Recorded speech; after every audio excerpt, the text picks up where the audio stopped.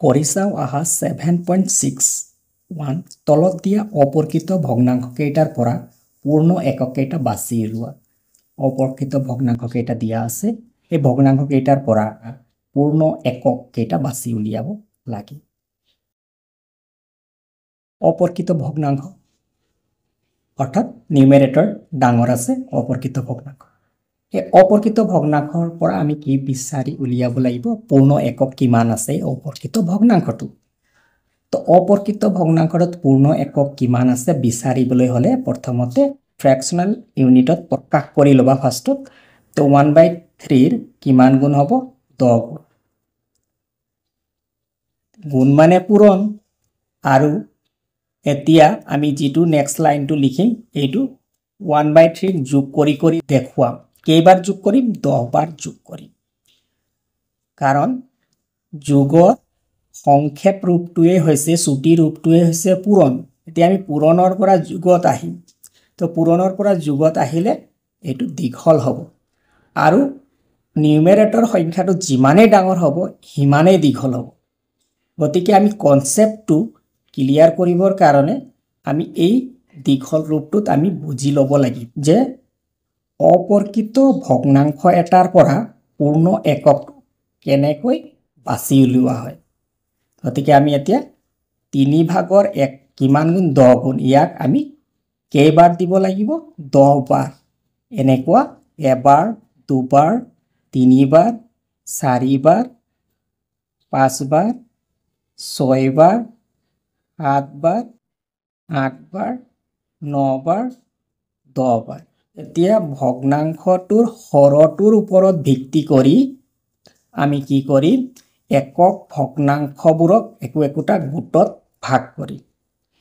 ভগ্নাংশটোৰ হৰ কিমান আছে? 3। একক ভগ্নাংশ 3টা ল'ব লাগিব। 1, 2, 3। ভগ্নাংশৰ হৰ 3 আছে। গতিকে একক ভগ্নাংশ 3টা লৈ পেলাই এটা গোট বনাম। এই 3টা ললো এটা গোট, এই 3টা ললো এটা গোট, আৰু এই এনেকে কৰি এই 3টা ললো এটা গোট। এনেকে একক ভগ্নাংশৰ গোট কেইটা প্ৰথমতে বনাই ল'বা। বনাই লোৱাৰ পাছত ইয়াত কেইটা আছে? 3টা। 3টাক আমি এতিয়া চুটি ৰূপত লিখো। যোগৰ পৰা আকৌ পূৰণত লিখিবা। 3টা 3/1। তো 3 বাৰ যোগ নকৰি 3 পূৰণ 3/1। তাৰপিছত যোগ চিন আহিব। আকৌ 3 পূৰণ 3/1 3 বাৰ, 3 পূৰণ 3/1। তাৰপিছত আকৌ 3 পূৰণ 3/1 আৰু এটা গোট হোৱা নাই, এইটো 1/3 টো লিখিবা। তো ইয়াত 3 into 1/3। 3 into 1/3 হলে 3 3 কটা গ'ল 1। এইটো 3 3 কটা গ'ল 1। এইটো 3 3 কটা গ'ল 1। আৰু ইয়াত 1/3। 1 যোগ 1 যোগ 1 কিমান হ'ব? 3 হ'ব। 3 তাৰপিছত যোগ 3/1। 3 plus 1/3 কেনেধৰণে লিখা হয়? এতিয়া প্লাছ চিনটো নিদিয়াকৈ লিখিব পাৰিবা। 3 সমষ্টি 1/3। 1 নম্বৰৰ সমাধানটো আমি কৰিলো, হয়নে? তো এতিয়া আনসাৰটো লিখিবা। এতেকে 10/3 পূৰ্ণ একক। পূৰ্ণ এককটো কি পালো? 3। গতিকে 3 লিখিলো। নম্বৰ 1 এৰ যেটো সমাধান কৰিলো, ইয়াক আমি চমুকৈ বা চুটিকৈ কেনেধৰণে সমাধান কৰিব পাৰো চাওঁ আহা। এয়া চোৱা 10/3 লিখা আছে। ইয়াক আমি হৰণৰ সহায়ত, ডিভাইডৰ সহায়ত সহজেই পূৰ্ণ এককটো কি হ'ব উলিয়াব পাৰিম। 3 ৰে ডিভাইড কৰিবা। ডিভাইড কৰিলে কিমান টাইমছ যাব 10 টো? 1 টাইমছ, 2 টাইমছ, 3 টাইমছ, কিমান টাইমছ যাব? তো তোমালোকে এইটো জানা সহজ হৰণ। 3 3 যা 9। 9 বহুৱালা আৰু ভাগশেষ থাকিলে 1। তো ইয়াত একেবাৰে সিম্পল। ইয়াত হৰণ কৰাৰ পিছত অৰ্থাৎ 10/3 ডিভাইড কৰাৰ পাছত কিমান পালা? এইটো মিশ্ৰ ভগ্নাংশ লিখিবলৈ হলে এতিয়া কোনটো সংখ্যা ক'ত লিখিব লাগিব সেইটো মন কৰিবা। এতিয়া যেটো ভাগশেষ ওলাল, ভাগশেষটো ক'ত বহিব? ভাগফলটো ক'ত বহিব? ভাজকটো ক'ত বহিব? ইয়াক বহাটোক আমি কি কওঁ? ভাজক বুলি কওঁ। ইয়াত বহাটো কি কওঁ? ভাগফল বুলি কওঁ। আৰু ইয়াত বাকি বা ভাগশেষ তো বাকি লিখি দিছো বাকি তে এতিয়া হৰণ কৰাৰ পাছত আমি কেনে ধৰণে লিখিম এইটো চাবা হৰণ কৰাৰ পাছত ভাগফলটো এনে ধৰণে লিখা হয় ভাগফল ঠিক আছে ভাগফল লিখা হল তাৰ পাছত ওপৰত বাকি থাকে আৰু তলত ভাজক থাকে গতিকে ভাগফল কিমান আছে ভাগফল 3 আছে গতিকে ইয়াত 3 বহিব তাৰপিছত এনেকে চিনডাল টানা হল ভগ্নাংশ চিনডাল বাকি কিমান আছে বাকি 1 আছে তো 1 ভাজক কিমান আছে ভাজক 3 গতিকে হৰণ কৰি ডিভাইড কৰি আমি ইমান কম সময়তে আমি আনসাৰটো উলিয়াব পাৰো এতেকে বুলি লিখি দিবা এতেকে 10/3 ৰ পূৰ্ণ একক 10/3 ৰ পূৰ্ণ একক 3 কাৰণ ইয়াত দেখা পালা 3 পূৰ্ণ গোটা সংখ্যা কি ওলাইছে এটো ভগ্নাংশ গোটাটো কি পূৰ্ণ এককটো কি পূৰ্ণ এককটো 3 গতিকে 3 গতিকে ডিভাইডৰ সহায়ত ডিভাইড কৰি আমি অতি সোনকালে পূৰ্ণ এককটো উলিয়াব পাৰো কিন্তু এইটো শিকিবা এইটো শিকাৰ উপৰিও আমাৰ এইটো শিকাৰো প্ৰয়োজন আছে কনসেপ্টটো ক্লিয়াৰ কৰিবৰ বাবে আমি এই দীঘলীয়া ৰূপটো জানিব লাগিব নেক্সট কোৱেশ্চনটো সোৱা বি 13/4 ইয়াৰ সমাধান বা সলিউশনটো আমি ছুটি ৰূপত কৰো আহা ডিভাইড কৰি পেলাই 13/4 কোৱেশ্চনটো আছে আমি এক ডিভাইড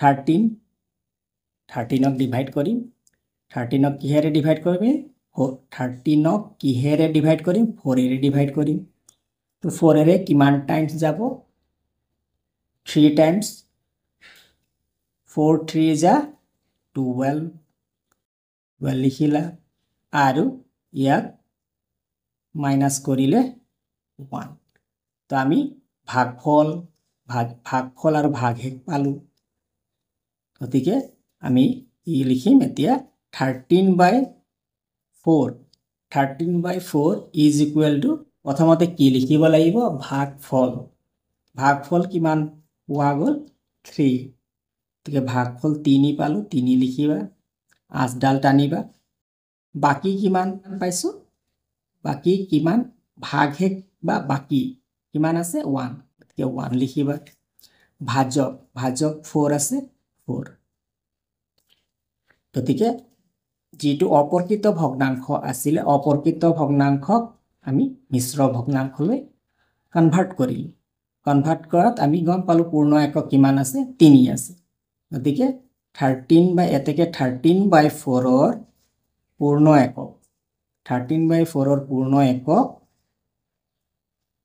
3 এইটো হৈছে বিৰ সমাধান ছুটি ৰূপত আৰু দীঘলীয়া ৰূপত কৰিলে কি হ'ব 13/4 আছে 1/4 কেইবাৰ যোগ কৰিব লাগিব 1/4 13 বাৰ যোগ কৰিব লাগিব 1/8 যেনিবা 1/3 10 বাৰ যোগ কৰিলো ইয়াত 1/4 অৰ্থাৎ 13/4 ৰ একক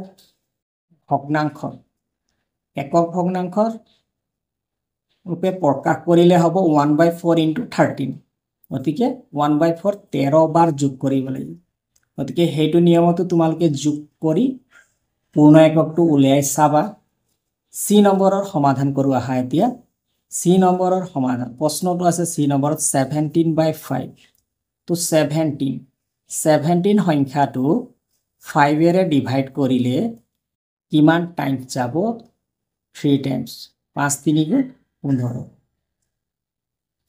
তো 3 টাইমছ গল 15 গল 2 ভাগশেষ থাকিলে 2 বা বাকি 2 তে 17/5 ৰ পৰা আমি ভাগফল কিমান পালো প্ৰথমতে ভাগফল তাৰ পিছত বাকি কিমান পালো বাকি লিখা হল ভাজক কিমান আছে ভাজকটো লিখা এতেকে 17/5 ৰ এতেকে 17/5 ৰ পূৰ্ণ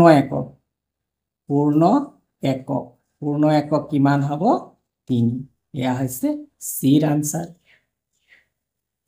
ঠিক একে ধৰণে 12/7 ইয়াৰ সমাধান কৰো আহা 12/7 তো 12/7 ইয়াকো ডিভাইড কৰা 12 কিমানেৰে ডিভাইড কৰিব 7 এৰে 2 টাইমস গলে বেছি হৈ যাব 14 হৈ যাব তো 1 টাইমস যাব 7 হ'ব মাইনাস কৰিলে 5 থাকিব তো আমি কি পালো 12/17 পৰা কি পালো যে ভাগফল কিমান পাইছো 1 পাইছো আৰু ভাগহেক বাকি 5 পাইছো আৰু ভাজকটো ইয়াত বহে ইয়া ভাজক গতিকে এইটো পালো কিমান ইয়াক যদি আমি পঢ়ো এক সমষ্টি 7 ভাগৰ 5 এতেকে 12/7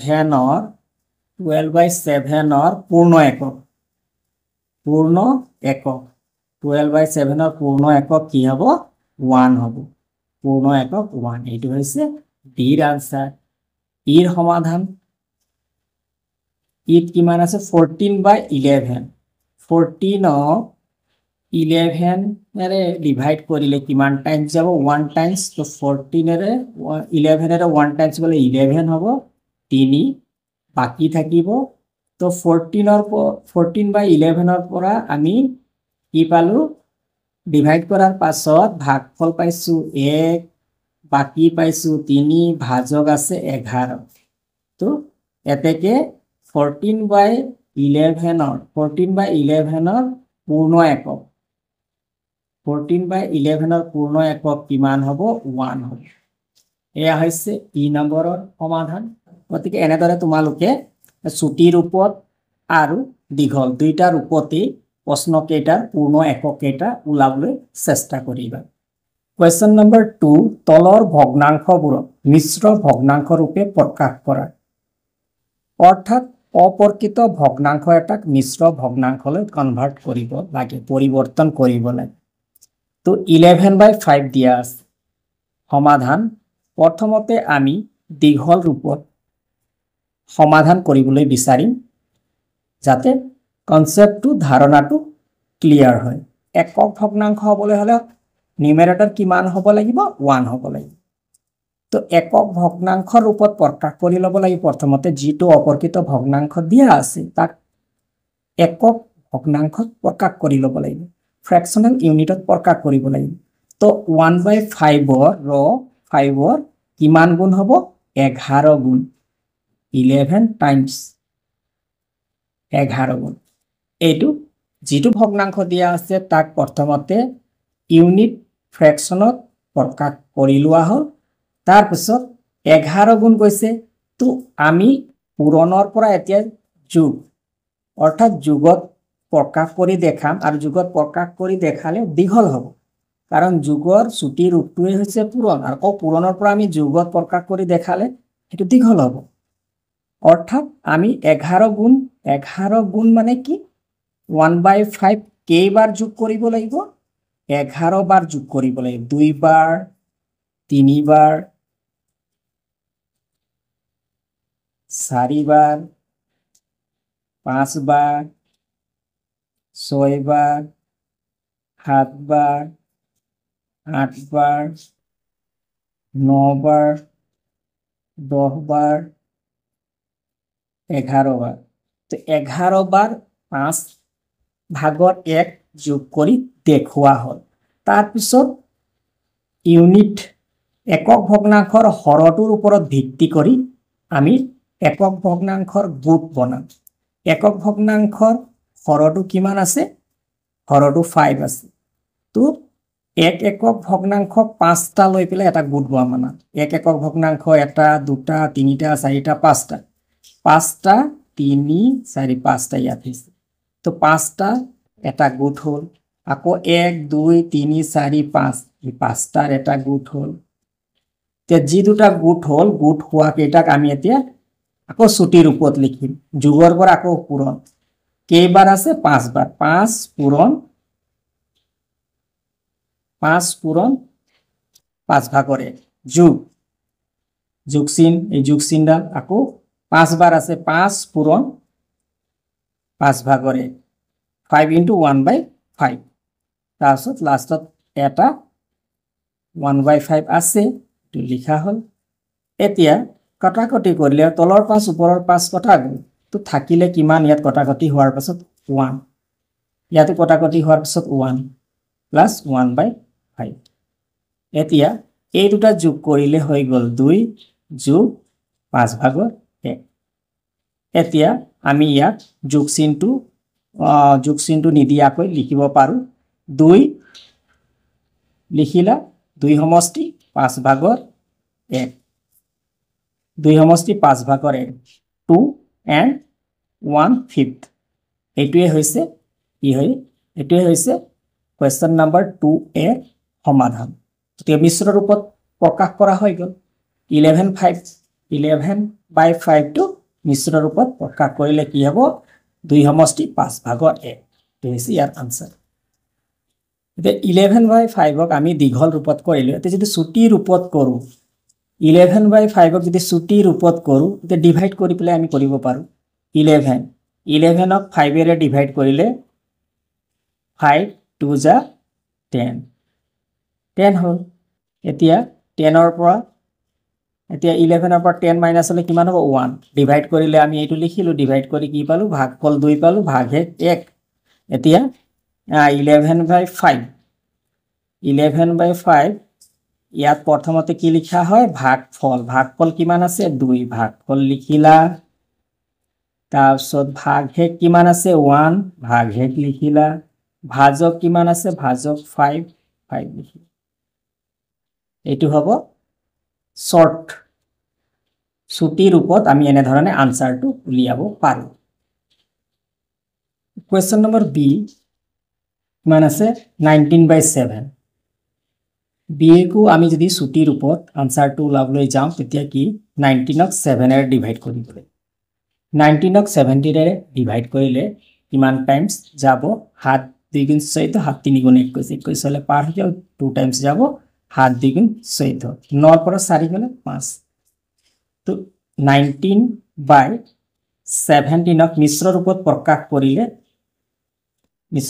প্ৰকাশ কৰিলে এইটো হৰ ডিনোমিনেটৰ একে থাকিব ভাজক একে থাকে এইটো 7 হল আৰু ভাগফলটো ইয়াত বহিব আৰু ভাগহে ওপৰত বহিব নিউমেৰেটৰৰ ঠাইত ভাগ হে তো এইটো হ'ব 19/7 ৰ মিশ্ৰ ৰূপত প্ৰকাশ যি 46/11 ৰ সমাধান 46 ক ডিভাইড কৰিব লাগিব 11 এৰে ডিভাইড কৰিলে কিমান টাইমছ যাব 4 টাইমছ গলে 44 তো 44 হল মাইনাস কৰিলে 2 ঠিক আছে ইয়াৰ সমাধানত মিশ্ৰ ভগ্নাংশত প্ৰকাশ কৰিলে হ'ব কিমান হ'ব ভাজক কিমান হ'ব ইয়াৰ ভগ্নাংশ চিহ্নডাল দি দিলা ভগ্নাংশ চিহ্নডাল দি দিলা ভাজক হৰ একেই থাকে নিজৰ ঠাইতে থাকে ইয়াত কি হ'ব ইয়াত বহিব তোমাৰ ভাগফল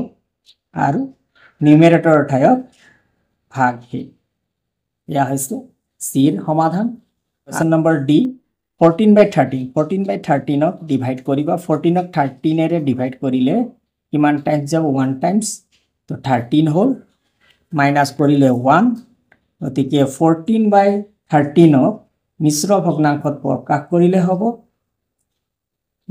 ডিনোমিনেটৰ 13 আছে 13 এ থাকিব ভাগফল 1 আছে ভাগফল ইয়াত বহাবা ভাগ হে দিয়া গতিকে এয়া হৈছে ডি নম্বৰৰ ভগ্নাংশ অপৰকৃত ভগ্নাংশ মিশ্ৰ ভগ্নাংশলৈ প্ৰকাশ এয়া ছুটি ৰূপত বাকি কেইটা প্ৰশ্ন কেইটা ছুটি ৰূপতে আনসাৰটো উলিয়াই দেখুৱাই দিয়া হৈছে গতিকে তোমালোকে ছুটি ৰূপত আৰু দীঘলীয়া দুইটা ৰূপতে কৰিবলৈ চেষ্টা কৰিবা